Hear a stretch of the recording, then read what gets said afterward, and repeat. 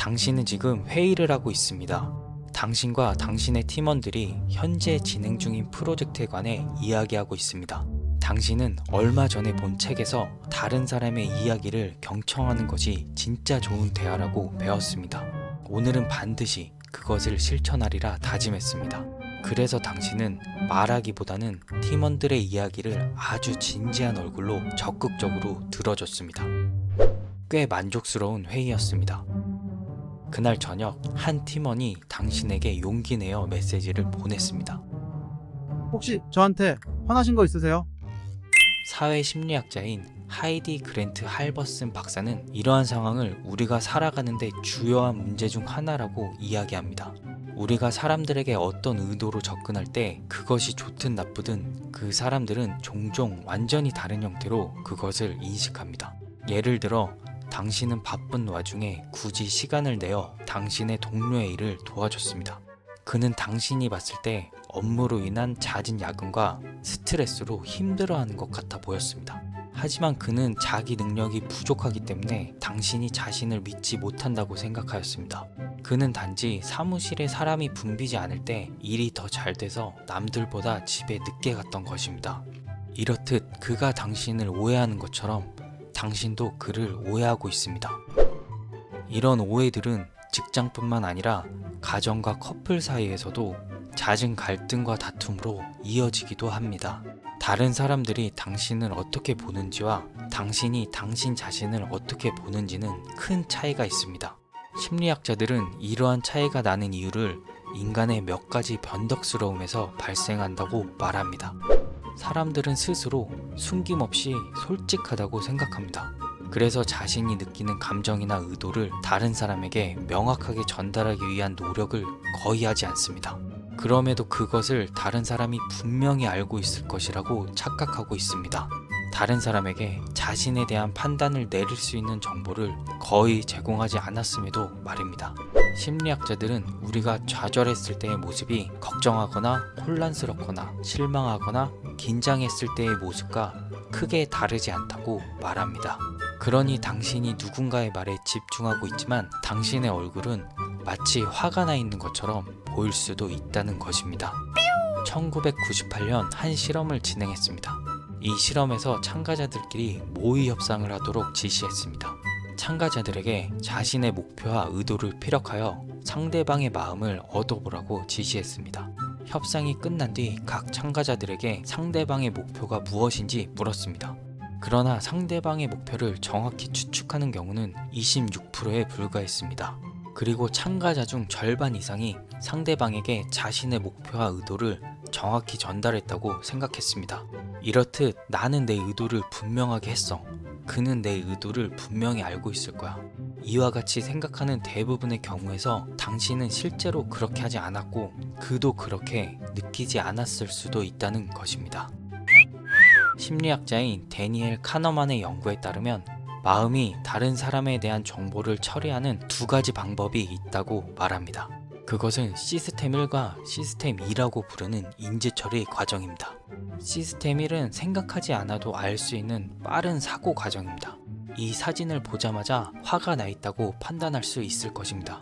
시스템 1은 빠르고 자동적이기 때문에 무의식적으로 판단을 내립니다. 시스템 2는 생각이 필요한 느린 사고 과정입니다. 이 숫자를 보자마자 바로 답이 떠오르지 않을 것입니다. 답을 내기 위해서는 계산이 필요합니다. 이처럼 집중력과 사고를 필요하는 작업은 일반적으로 시스템 2의 과정을 사용합니다. 이것들을 좀 더 자세히 알아보겠습니다. 시스템 1은 다른 사람에 대해 굳이 합리적인 판단이 필요하지 않을 때 사용됩니다. 생각해야 하는 노력이 거의 필요하지 않습니다. 우리의 마음은 다른 사람의 의도를 판단할 때 사용하는 많은 지름길을 가지고 있습니다. 그 중에서 가장 강력한 것은 초두 효과입니다. 초두 효과는 먼저 제시된 정보가 나중에 알게 된 정보보다 더 강력한 영향을 미치는 현상을 말합니다. 예를 들어 우리가 처음 만나는 사람의 첫인상으로 그 사람을 판단하게 됩니다. 이 첫인상은 상당히 오랫동안 유지되며 쉽게 변하지 않습니다. 초두 효과는 0.1초도 안 되는 짧은 순간에 나타나기 때문에 그만큼 편견과 오류가 생길 수 있습니다.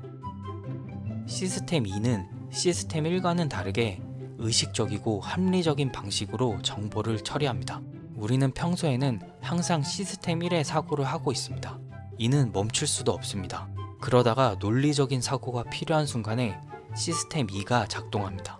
하지만 주의가 산만하거나 집중하기 힘든 상태에서는 이 시스템 2의 사고를 활용하기가 쉽지 않습니다. 그만큼 많은 노력과 정신 에너지가 필요합니다. 그렇기 때문에 시스템 2의 사고를 하기 위해서는 동기부여를 필수로 받아야 합니다. 앞선 예를 다시 들어보겠습니다. 그의 첫인상은 아주 차갑고 날카로워 보였지만 그의 목소리는 부드러웠습니다. 말투는 따뜻했고 웃음 또한 아름다웠습니다. 그래서 당신은 그에 대한 인상을 재평가할 필요성을 느끼게 되었습니다. 이럴 때 시스템 2의 사고가 작동합니다. 시스템 1이 기록한 첫인상을 갱신할 만한 명백한 동기부여가 생긴 경우 그의 인상을 변경하기 위해 시스템 2가 작동하게 됩니다. 하지만 대부분의 사람들은 다른 사람에 대한 생각을 시스템 1의 자동적이고 편안한 사고로만 끝내려고 합니다. 우리는 본능적으로 게으르기 때문에 시스템 1이 만들어낸 그럴듯한 판단을 잘 확인하지 않은 채 그것이 올바르다고 확정지어버리는 경향이 있기 때문입니다. 그렇다면 정확한 인식에 대한 어려움을 극복하기 위해 우리는 어떻게 해야 할까요? 자기 생각과 의도를 명확히 전달하세요.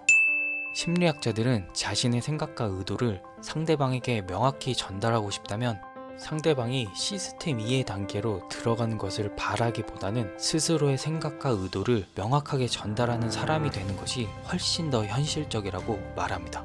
그리고 상대방을 이해시키려는 만큼 자기 자신도 이해하려고 노력하셔야 합니다. 의사소통은 서로 주고받는 것임을 잊어서는 안 됩니다. 말과 행동뿐만 아니라 글, 노래, 그림과 같은 다른 모든 표현 수단을 활용하여 상대방이 이해하기 쉽도록 구체적이고 명확하게 자신의 생각과 의사를 전달하시기 바랍니다. 다른 사람의 목표와 의도를 명확히 파악하세요. 여러분은 다른 사람을 판단할 때 스스로 시스템 2의 단계에 진입하려는 노력을 얼마든지 할 수 있습니다. 여러분의 눈과 귀를 포함한 모든 감각을 동원하여 이야기를 들으세요. 특정 표현이나 단어에 집중하지 말고 전체적인 흐름을 파악하시는 것이 중요합니다. 그리고 여러분이 판단할 수 있는 경우의 수를 넓히기 위해 다양한 경험을 하셔야 합니다.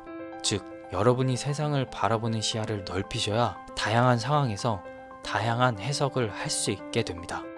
심리학자들은 다른 사람들이 보내는 신호를 명확하게 판단하고 잘 읽는 사람이 그것을 판단하지 못하는 사람보다 궁극적으로 그들의 인간관계와 직업, 그리고 그들의 삶에 더 만족하고 행복하다는 것을 발견했습니다.